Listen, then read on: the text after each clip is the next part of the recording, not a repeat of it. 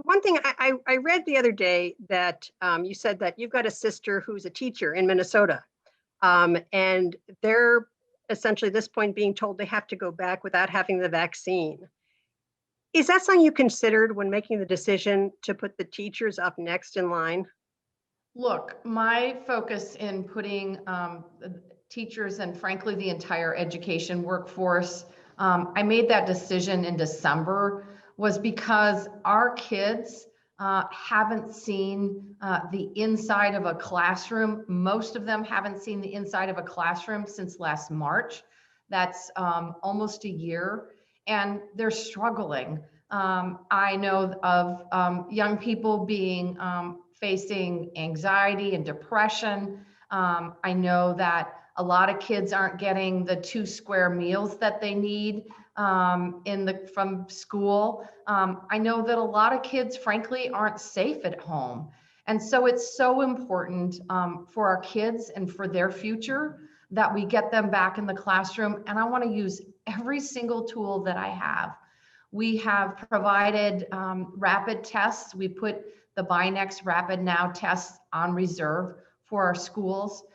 We've provided additional resource. Congress passed a bill at the end of December. It's nearly $500 million towards our schools so that they can provide the safety protocol and equipment that they need. And honestly, I've provided vaccines. It's another layer of protection.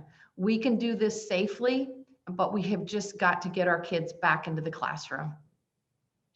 We talk about the kids, if they're obviously under 16, they can't be vaccinated. But has there been any discussion or talk about vaccinating the kids who are 16 and up? In other words, to provide them the protection and especially their families, especially when the older kids are the ones that seem to be the most concerned about in terms of transmitting the disease. Has there been any discussion or talk or thought about doing that? So here's what I would say. The CDC guidelines are that return to in-person instruction is safe as long as safety protocol are followed. And as you are well aware, Oregon has one of the most rigorous safety guidelines in the country for our education system. In terms of our older students, our seniors, those over the age of 16, we want to make sure that they are getting the education they need to graduate from high school. There has not been a lot of conversation about vaccinating these particular students. The harsh reality is we just don't have enough vaccines. And I'm so pleased to see so many Oregonians wanting them. But our focus is going to be on our most vulnerable populations, and that's where we're focused moving forward. I guess, but to the point that we require the kids to all be vaccinated to be in school, exclusion day, in fact, coming up, ironically in February, why not take a look at vaccinating those older kids who can get the vaccine to protect their families back at home? In other words, the same reasons why the teachers are being vaccinated. Why not protect the other school population that could be vaccinated? Is it worth taking a look? It's certainly worth taking a look at, but what I would say is this: the CDC guidelines are really, really clear. We can return to in-person learning. The risk of transmission is low as long as we follow safety protocol. And as I said, Oregon has some of the strongest safety protocol in the entire country. So we can do this and reserve our vaccines, at least for right now, for our more vulnerable populations, including those living in multi-generation households. One other area is that there's been now a change in the distribution. There was a lot of concern that came out that from Multnomah, Clackamas, and Washington counties, that they didn't have the vaccine amounts needed to take care of the 1A healthcare workers primarily group. And then there was the information that some other counties had already moved on to seniors because they had taken care of those groups.